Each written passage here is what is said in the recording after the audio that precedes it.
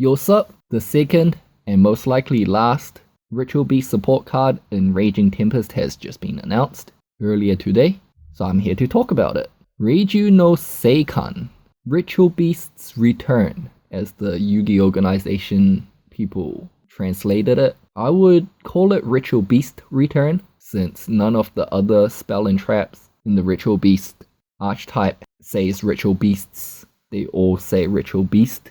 As for the artwork, it's pretty cool. We got Wen and Pilika here in the artwork. We have Elder, formerly known as Kamui, reunited with Falco of Gusto here, so it's a pretty cool picture. In the background, it's a wreck of something. Maybe Clifford's, maybe Tiara got defeated already. I mean, he was only announced for the same set like a couple of days ago. It would be crazy to think that she's already being destroyed, being a god and all of the dual terminal world.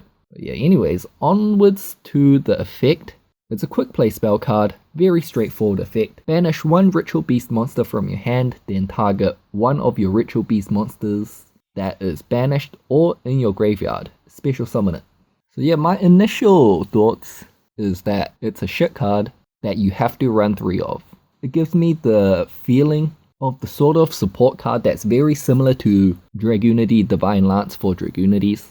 Now both of these are bad because they are both neg 1s. They don't do much for the deck, they don't take the deck into a new direction, they don't give the deck another win condition, nor do they break the deck at making it do what it does much more consistently. But you still have to run 3 because it improves every aspect of the deck very slightly. And it includes turn 1 consistency. Now if a card increases turn 1 consistency, there's not much reason to not run it. This card does not have a once per turn on it. You can activate multiple of these per turn, which is nice. I really dislike the hard once per turn mechanic on any card, so that's pretty cool. It's very similar to a themed E-Tally. It's a card that increases board advantage.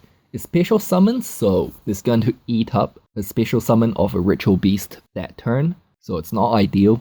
But yeah, it's obviously much better than E-Tally since it can not only summon Tamers, but it can only summon Spiritual Beasts. Also, it's searchable, which just makes it a lot better than something like E-Tally. Now, being a quick play, you can activate this on your opponent's turn so that it won't take up a special summon of a Ritual Beast on your own turn. That's pretty cool. The only Ritual Beast monster you can summon on your opponent's turn and actually do something with it is Apelio. So you could summon an Apelio on your opponent's turn with this card to boost your OT up to 3300 defense. That's a possibility. You can boost your OT Carnahawk up to 1900 attack so that they can't easily run over it. But I don't think that would be happening much since you'll probably want to tag out during the standby phases due to the popularity of kaijus. Now, some of the more niche interactions, for turn 1 interactions with Apelio, it's kind of nice since you can put a Ritual Beast spell card into the graveyard on turn 1 for Apelio to banish, which may result in an additional search with OT Carnahawk, setting up that banish zone. Before, it makes Rampingu a lot better. Rampingu has suffered a huge hit when OT Carnahawk went to 1, because it cannot dump Carnahawk anymore. But with this card out, if you open something like Rampingu, Rampilika, and this card, Rampingu can dump another Tamer. You can activate this card, banishing your Rampilika, summoning a Tamer from the graveyard, and then that's your combo initiated. So it makes Rampingu back into a semi-consistency card. And of course you want that Tamer as well for this combo. If you have Elder, then I guess it doesn't really matter, but if you didn't have Elder, you can still combo with this card, which makes the Field Spell engine slightly better since the Field Spell engine has access to Oracle, which has access to Rampilika. This also makes Foolish and Brilliant engine slightly better since you need to put something in the graveyard so that the activation of this card would be legal. Now you can bring back what you banish with this card as long as the activation was legal in the first place. So you need something banished or in the graveyard that has not been summoned this turn there in the first place to even activate this card. After that you can. bring back what you banished or anything you can. It makes Gold Sark slightly better for the same reason, which is actually relevant since Gold Sark's at 3 now. Now this thing also makes opening a full hand of monsters slightly better as well, since instead of searching your steeds or ambush, you can be searching this card instead, which is going to empty out your hand and setting up a massive banish zone. Doing so improves the capabilities of your next turn. As for the current turn, if you manage to resolve 2 of these, so if you search and resolve 2 of these, you are going to be ending with double OTs. So maybe 1 OT Pedalfin, 1 OT Carnahawk, for example, which is a lot of field presence. And of course, as you know, Ritual Beasts, if your opponent cannot answer your field as well as your ambush, they're probably going to lose next turn. So having that extra free OT Pedalfin on the field, I say free, but if you resolve 2 of these, that's a -2.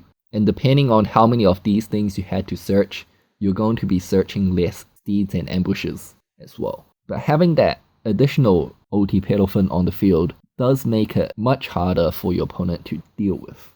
This card also improves the robustness of the deck. So before, say for example, if you normal your Outer, normal your Carnahawk, that's all your normal summons of the turn gone. If at this point your opponent farfers one of your key pieces through Beatrice or some other mean, you can still recover from that with this card. So it takes away from the normal summon or the maximum potential number of plays you can make every turn. Now I mentioned you could end on double OTs. Another really good option with this card is to end on 1 OT, which is the standard, and an additional Dweller. This is going to be very devastating against floating type decks, since not only is Dweller going to be shutting off your opponent's offense, maybe defense, it also makes steeds a lot better. You can chain this to tag outs or chain tag outs to this if you don't want to special summon anything additional, but you just wanted to banish something from your hand to fill up your banish zone. So for example, you had 3 things you could summon, but you try to summon the same thing with this card as your tag out, so you only end up summoning 2 and you banish 1 from your hand. And then because you banished something from your hand, you now have 2 more cards that can be special summoned this turn in the banish zone, giving you an additional OT Carnahawk search. Sometimes I can see that it is even beneficial for you to not chainlink 1, chainlink 2 your OT Carnahawk search and tag out effect. If you just separate those 2, so Carnahawk search, put 2 in the grave, search this card, and then activate this card, since it can summon from the graveyard anyways. So you put 1 of your summonables into the graveyard and then summon it back with this, banishing something from your hand.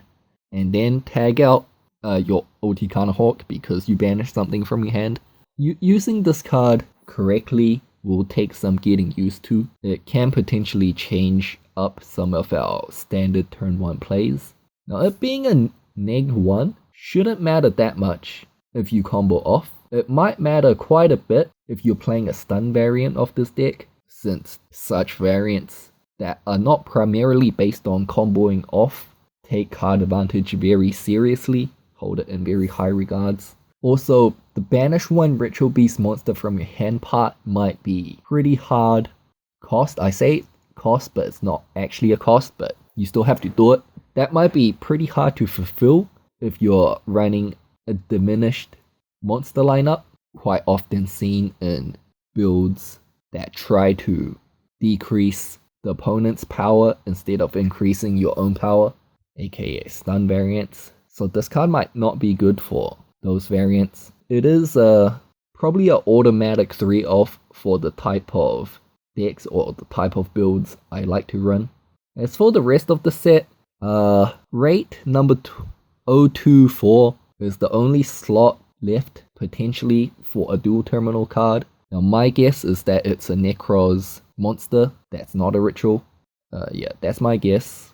I don't think they want to drag the dual terminal storyline to the final set of the series, Maximum Crisis. I mean, they could, but it seems like it's all finishing with Tiara coming and going, and I think they have the next set reserved to finish off the Draco Slayer storyline instead of the Dual Terminal storyline. They could drag it to the next set, especially if there's no Necros support in the set. I think they will drag it to the next set. The only Dual Terminal archetype that may or may not get second wave of support is Zephyr. I think Zephyr was just the come and go, split back up into their original 5 clans already. Anyways, overall, Ritual Beast Return. It's a very underwhelming card in my opinion. Doesn't break the deck, doesn't make the deck jump up a tier due to it being very powerful. It doesn't increase the deck's consistency to a point where it jumps up a tier.